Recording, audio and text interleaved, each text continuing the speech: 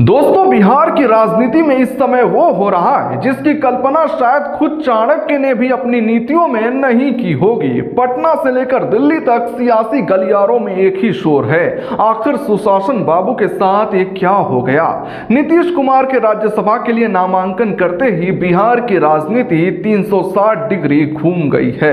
वो नीतीश कुमार जो पिछले 20 सालों से बिहार की धुरी थे, जिनके बिना पत्ता भी नहीं हिलता था, आज उन्हें एक झटके में अर्श से फर्श पर ला दिया गया है। क्योंकि जिस तरह से प्रधानमंत्री नरेंद्र मोदी और गृह मंत्री अमित शाह ने बिहार का फुल कंट्रोल अपने हाथ में लेने के लिए नीतीश कुमार को 21 साल बाद मुख्यमंत्री की कुर्सी से उतारा है, उसने नीतीश कुमार की पार्टी जनता दल यूनाइटेड को पूरी तरह से तहस नहस करके रख दिया है। एक साधारण इस्तीफा नहीं है, एक युग का अंत है और शायद एक बहुत बड़े धोखे की शुरुआत भी। आज हालात यह हैं कि जेडीयू के कार्यकर्ता जहां एक तरफ सड़कों पर उतरकर छातियां पीट रहे हैं, रो रहे हैं और इस फैसले का विरोध कर रहे हैं, तो वहीं पार्टी के सीनियर लीडर और जेडीयू के भीष्म पितामह कहे जाने वाले नेताओं ने भी अब खुलकर अपनी नाराजगी जाहिर कर दी है। जो अंदर का गुबार था अब वो बाहर आ रहा है। लेकिन दोस्तों, कहानी यहां खत्म नहीं होती, कहानी तो अब शुरू हुई है। थोड़ा पीछे चलिए, याद कीजिए साल 2025 का वो विधानसभा चुनाव। नारा गूंज रहा था 25 से 30 एक बार फिर नीतीश। इसी नारे के भरोसे, इसी चेहरे के भरोसे एनडीए ने बिहार में साल 2025 का विधानसभा चुनाव लड़ा। जनता ने भरोसा किया, गठबंधन ने भारी बहुमत के साथ जीत दर्ज की और नीतीश कुमार ने रिकॉर्ड 10वीं बार बिहार के मुख्यमंत्री के तौर पर शपथ ली। सबको लगा 5 साल नहीं तो कम से कम 2.5 साल सरकार चलेगी। लेकिन यहीं पर, ठीक यहीं पर दिल्ली में बैठे मोटा भाई और मोदी जी ने नीतीश कुमार के साथ वो खेला कर दिया जिसकी भनक किसी को नहीं थी। बीते लगभग 2 दशकों से बिहार की राजनीति की धुरी बने हुए नीतीश कुमार को शपथ लिए हुए अभी जुमा 105 दिन ही गुजरे थे, लेकिन सिर्फ 105 दिन में ही राज्यसभा जाने की वो तैयारी में हैं। जरा सोचिए, जो नीतीश कुमार चुनाव से पहले मोदी के पैरों में झुके जा रहे थे, मंच पर उनका अभिवादन कर रहे थे, आज उन्हीं मोदी जी और शाह की जोड़ी ने नीतीश को कुर्सी से मक्खी की तरह निकाल कर फेंक दिया है। वरना आप ही बताइए, भारतीय इतिहास का कौन सा ऐसा राजनेता होगा जो मुख्यमंत्री की भरी पूरी कुर्सी, पावर और रुतबा छोड़कर दिल्ली में एक सांसद बनकर पीछे की बेंच पर बैठने का फैसला लेता है। यह फैसला स्वैच्छिक नहीं, यह फैसला मजबूरी का है। एक गर्दन पर तलवार रख कर करवाया गया फैसला है। यही वजह है कि जैसे ही नीतीश ने राज्यसभा जाने का फैसला सुनाया, उनकी पार्टी में हड़कंप मच गया।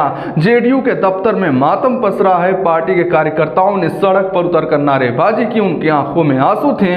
वो कह रहे थे, हमें दिल्ली का सांसद नहीं, बिहार का मुख्यमंत्री चाहिए। लेकिन अब लगता है कि नीतीश के जाने से पार्टी में जमकर बिखराव भी हो रहा है और यह डर सिर्फ कार्यकर्ताओं को नहीं, पार्टी के शीर्ष नेताओं को भी है। जेडीयू के भीष्म पितामह कहे जाने वाले सबसे वरिष्ठ नेता वशिष्ठ नारायण सिंह, जो बहुत कम बोलते हैं, उन्होंने भी अपनी चुप्पी तोड़ी और नाराजगी जताई है।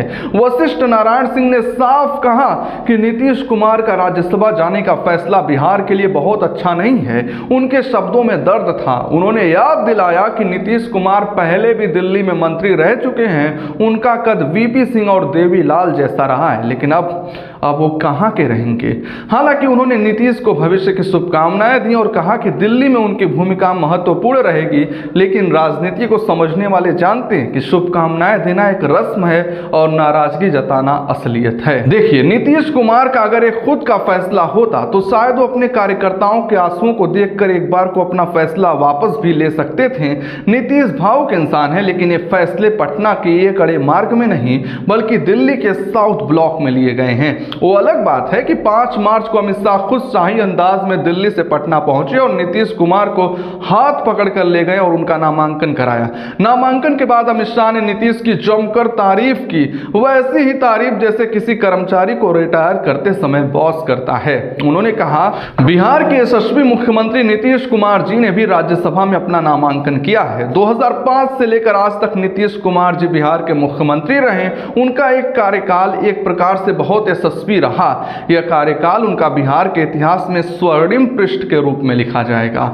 स्वर्णिम पृष्ठ शब्द अच्छे हैं, लेकिन इनके पीछे का मंतव्य क्रूर है। इसका मतलब है आपका समय खत्म हुआ, अब जाइए। जैसे ही नीतीश कुमार के फैसले ने पार्टी में हड़कंप मचाया, सत्ता के गलियारों में एक ही सवाल गूंजने लगा, अब नीतीश की जगह कौन होगा? जेडीयू का क्या होगा? क्या पार्टी टूट जाएगी? इन्हीं सवालों के बीच परसों देर शाम नीतीश कुमार के पार्टी नेताओं की एक बहुत ही अहम और इमोशनल मीटिंग बुलाई गई। सूत्रों के मुताबिक इस बैठक का माहौल किसी विदाई समारोह से कम नहीं था, लेकिन इनमें एक बहुत बड़ा ट्विस्ट भी था। बैठक में सीएम नीतीश कुमार ने अपने विधायकों को समझाया और कहा, मैं राज्यसभा जा रहा हूं, लेकिन मैं बिहार नहीं छोड़ रहा। आप लोगों को कोई दिक्कत नहीं होगी, मैं हूं ना। हमने आपको बताया भी कि इस मीटिंग में नीतीश ने निशांत कुमार का नाम पेश कर दिया था। वही निशांत कुमार जो आज तक राजनीति से कोसों दूर रहे। कल से तो उन्होंने बैठकें भी लेनी शुरू कर दी, लेकिन इस बैठक का रिजल्ट क्या आएगा? क्या जेडीयू के महत्वाकांक्षी दिग्गज इस परिवारवाद को स्वीकार करेंगे? निशांत कुमार का भविष्य क्या होगा? ये समझना बहुत ज्यादा कठिन नहीं है। जेडीयू अभी से ही दो फाड़ में बढ़ चुकी है, कोई कुछ कह रहा है और कोई कुछ। तो जो नीतीश कुमार जीवन भर परिवारवाद के खिलाफ बोलते रहे, जो लालू यादव पर अपने बेटे को राजनीति में लाने के लिए ताना मारते रहे, आज उनकी पार्टी का अस्तित्व बचाने के लिए उन्हें भी उसी परिवारवाद की शरण में जाना पड़ रहा है। लेकिन इसका अंजाम क्या होगा? जेडीयू के महत्वाकांक्षी नेता क्या करेंगे? अब देखा जाए तो बिहार की राजनीति में जो कुछ भी हो रहा है वो अचानक लिया गया फैसला नहीं है, बल्कि एक लंबी और गहरी रणनीति का हिस्सा दिखाई देता है। नीतीश कुमार 10 सालों से अपने बेटे को सेट करने में लगे हुए थे। 10 सालों से लगातार बड़े बड़े दिग्गजों को जेडीयू से छटकाया और अब जाकर निशांत कुमार को आज शपथ ले ही रहे हैं। पिछले साल जब बिहार में चुनावी माहौल बना हुआ था, तभी से संकेत मिलने लगे थे कि मोदी शाह की जोड़ी ज्यादा दिनों तक नीतीश को बिहार की गद्दी पर बैठने नहीं देगी। जेडीयू ने भले दबाव बनाया, नीतीश को चेहरा बनवाया, लेकिन अब जब चुनाव जीत लिया गया है, सरकार बन गई है, तो बीजेपी ने अपनी फाइल खोल दी है। अब सवाल सिर्फ इतना नहीं है कि नीतीश दिल्ली जा रहे हैं, असली सवाल यह है कि बिहार की सत्ता अब किसके हाथ में जाएगी? क्या बीजेपी पहली बार पूरी तरह से बिहार की कमान अपने हाथ में लेने की तैयारी कर चुकी है? क्या नीतीश कुमार की जो शर्त है कि जेडीयू को स्पीकर पद मिलना चाहिए और गृह विभाग मिलना चाहिए, वो बीजेपी देगी? बीजेपी के लिए सांप छछूंदर वाली हालत है। अगर निशांत को मना करते हैं तो जेडीयू सरकार गिरा सकती है।